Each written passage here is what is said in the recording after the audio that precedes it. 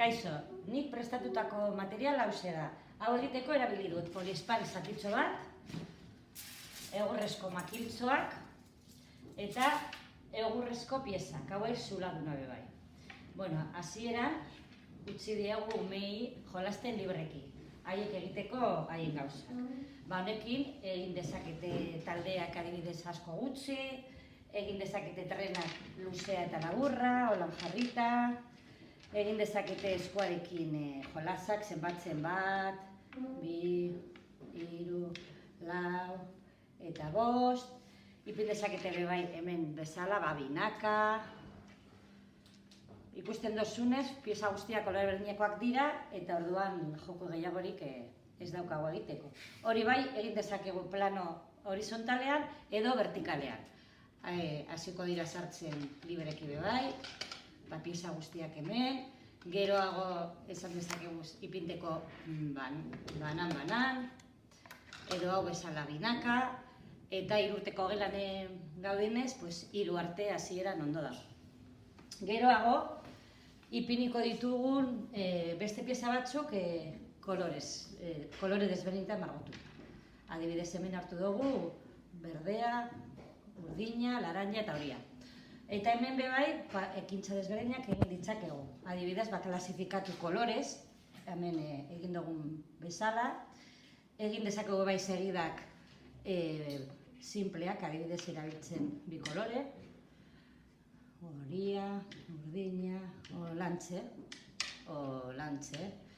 Hau erabil dezakegu bai mailan, edo nahi badugu hartu dezakegu soka idunekoak egiteko. Orduan, psikomotrizitate fina bebai landuko dugu. Holan sartzen.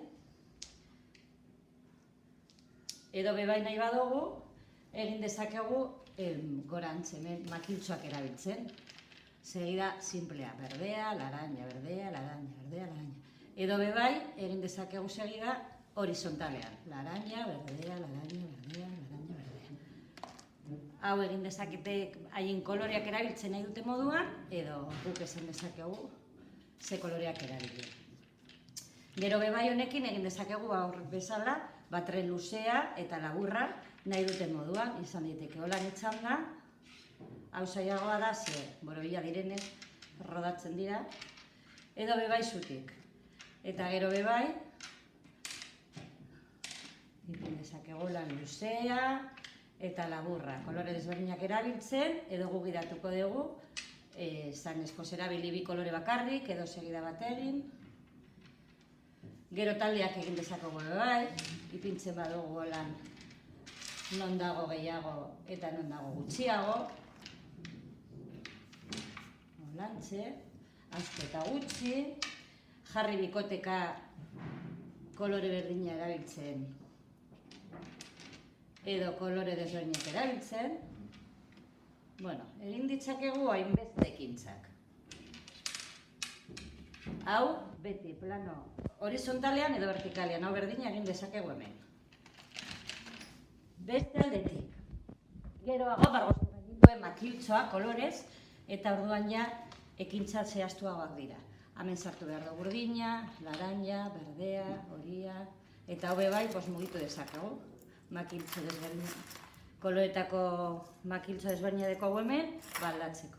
Hemen bebai ipin dezakegu pieza bat, edo ipin dezakegu 2, nahi dugun beste.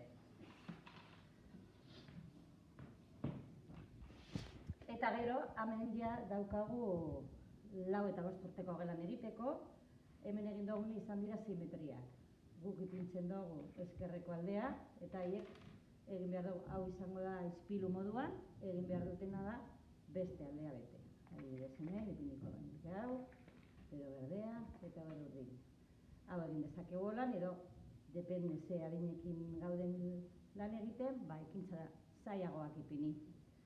Nik uste dut hemen egin ditugu nahinbeste ekintza, baina segurazki zuei bururatuko zaizue gehiago.